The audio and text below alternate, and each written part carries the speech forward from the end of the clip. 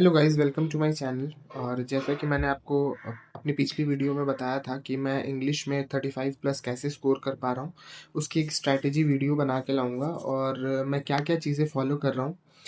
तो सबसे पहले आपको मैं अपना मार्क्स दिखा देता हूँ, मैंने क्या-क्या स्कोर करे। तो जैसा कि आप देख सकते हो, मॉक टेस्ट 1 में मैंने 35 स्कोर करा था इंग्लिश में, जबकि मुझे ऐसा लग रहा था कि मेरी एक्यूरेसी थोड़ी-सी गिरेगी, मुझे 4-5 क्वेश्चंस में डाउट था। मॉक टेस्ट 3 का मैंने फर्स्ट वीडियो में अपलोड करा था, उसमें आप देख सकते हो 28 अब मेरे मार्क्स हैं, क्योंकि इसमें इंग्लिश का लेवल बहुत ज़्यादा हाई लगा मुझे as compared to other mocks. Then अगर मैं आपको सेक्शनल मॉक्स दिखाऊँ, तो सेक्शनल मॉक्स में जैसा कि टेस्ट 1 में मेरे स्कोर थोड़े से कम हो गए थे, क्योंकि मेरा लैपटॉप बहुत ज़्यादा हैंग कर रहा था। और मॉक टेस्ट 2 में आप देख सकते हो मेरी स्कोर 32 पॉइंट समथिंग है।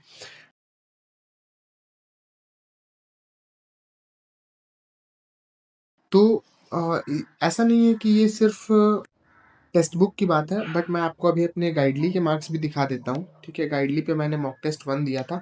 गाइडली के मार्क्स शो कर रहा हूँ आपको, आप देख सकते हो गाइडली में भी मैंने इंग्लिश में 32.5 आउट ऑफ 40 स्कोर करे थे। तो मैं आपको वो सारी चीज़ें बताऊँगा जो मैं खुद फॉलो कर रहा हूँ, जिससे मुझे रिज़ल्ट्स मिल रहे हैं। और ये एक स्टूडेंट के पर्सपेक्टिव से होगा, एक टीचर के पर्सपेक्टिव से नहीं। क्या चीज़ें मेरे लिए वर्क कर रही हैं और किन चीज़ों को करने से मैं अपने मार्क्स को इम्प्रूव कर पाया हूँ। पहले हम चलते हैं मार्क्स डिस्ट्रीब्यूशन की तरफ। हम देख लेते हैं कौन-कौन से टॉपिक से कितने मार्क्स के क्वेश्चंस आते हैं। तो सबसे पहले है रीडिंग कॉम्प्रिहेंशन। पिछले 3 साल की मैंने एनालिसिस की है और almost 16 to 20 questions reading comprehension से होते हैं। सारे क्वेश्चंस डायरेक्ट नहीं होते हैं, like 8 to 10 questions directly question पूछे होते हैं रीडिंग कॉम्प्रिहेंशन से, एंड ऑलमोस्ट 6 क्वेश्चन के आसपास सिनोनिम्स, एंटोनिम्स एंड इस तरह के क्वेश्चंस होते हैं। नेक्स्ट हम बात करें तो क्लोज टेस्ट, इसमें 5 से 8 मार्क्स के क्वेश्चन हर साल शिफ्ट में देखे गए हैं। फिर आते हैं पैराजम्बल्स, जो फुल साइज पैराजम्बल दे देता है, या फिर वो 4 या 5 क्वेश्चन छोटे-छोटे पैराजम्बल्स के सेट करने के लिए देता है। फिर एरर डिटेक्शन आते ही आते हैं 4 से 5 मार्क्स के। डबल फिलर्स जो हैं वो आपके 4 से 5 मार्क्स के होते हैं। फ्रेज रिप्लेसमेंट या फिर मैच द कॉलम, अभी पिछले कुछ सालों में मैच द कॉलम ज़्यादा देखा गया है, जो कि 3 से 5 मार्क्स के होते हैं। मिसस्पेल्ड होते हैं 3 से 5 मार्क्स के। और सेंटेंस इंप्रूवमेंट और स्टार्टर्स, या फिर स्टार्टर्स जो कनेक्टर स्टार्टर्स ही होते हैं, वो 0 से 4 मार्क्स के बीच में आते हैं। अब मैं आपको बताता हूँ कि आप कैसे अपने मार्क्स को इन्हांस कर सकते हो। जो चीज़ें पर्सनली मेरे लिए वर्क की हैं, मैं बस वही ऑनेस्टली सजेशंस आपको दूँगा। तो the most important thing is reading. अगर आपको सच बताऊँ ना, तो रीडिंग से ही सिर्फ़ मेरे 7 टू 8 मार्क्स इंक्रीज़ हुए हैं। कैसे बताता हूँ, मैं डेली 2 आर्टिकल्स, चाहे वो द हिंदू हो, टाइम्स ऑफ इंडिया हो, किसी भी एक इंग्लिश न्यूज़पेपर का 2 आर्टिकल्स डेली रीड करता हूँ। उससे क्या होता है कि मैंने ना एक सेंस डेवलप कर ली है। जैसे क्लोज टेस्ट होता है ना, तो उसमें मैं पढ़ के कौन-सा वर्ड सही साउंड कर रहा है ना, उस हिसाब से मैं आंसर मार्क कर देता हूँ। 95% ऑफ द टाइम वो बिल्कुल सही होता है।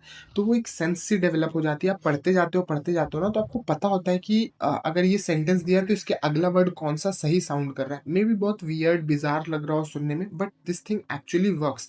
जो लोग काफ़ी टाइम से रीडिंग कर रहे हैं ना, आप उनसे पूछो, सभी लोग ग्रामर पे रिलाय नहीं करते हैं। बहुत लोग अपने इंस्टिंक्ट्स और साउंड पे भी रिलाय करते हैं कि वो पढ़ने में कैसा साउंड कर रहा है। अगर आप अभी से भी पर डे 2 आर्टिकल पढ़ते हो ना, तो मैं एसबीआई क्लर्क के लिए तो नहीं बोल सकता, बट आईबीपीएस क्लर्क में आपको श्योरली उसका बेनिफिट मिलेगा। अगर मैं बताऊँ रीडिंग से मेरे को क्या-क्या बेनिफिट्स हुए, तो सबसे पहले तो मुझे रीडिंग कॉम्प्रिहेंशन में बहुत बहुत ही ज़्यादा बेनिफिट होने लगा, क्योंकि जो डायरेक्ट क्वेश्चंस होते थे, वो ईज़िली मुझे उसके आंसर्स दिख जाते थे। दूसरा मुझे सबसे ज़्यादा हेल्प हुआ है क्लोज़ टेस्ट में, जो कि आपको जैसा कि मैंने पहले बताया कि क्लोज़ टेस्ट में वो साउंड पे बहुत कुछ मेरे डिपेंड करता है।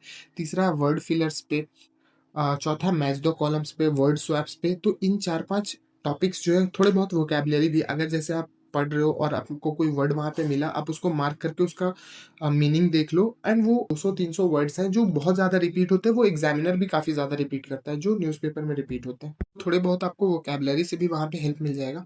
दूसरा, मैं आपको 2 वीडियो सजेस्ट करने वाला हूँ, जिससे मुझे पर्सनली बहुत ज़्यादा बेनिफिट हुआ। तो जो पहला वीडियो है, वो है 120 कॉन्सेप्ट्स ऑफ ग्रामर बाय अनुभव सर। ये अड्डा 24/7 के चैनल पे है।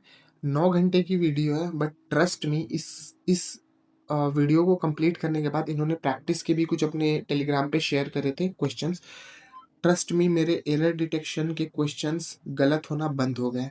टोटली, क्योंकि जो भी कॉन्सेप्ट होता है ना, चाहे वो प्री हो चाहे मेंस हो, वो इसी 120 कॉन्सेप्ट्स ऑफ ग्रामर से, कुछ कुछ तो बहुत फेमस है, बहुत सारे हमें नहीं पता होते। तो ये अगर आप पूरी वीडियो कर लोगे और उसके बाद प्रैक्टिस कर लोगे ना, trust me, error detection, cloze test और सेंटेंस इंप्रूवमेंट, इन 3 टॉपिक्स के क्वेश्चंस बहुत ईज़िली सॉल्व होने लगेंगे आपसे।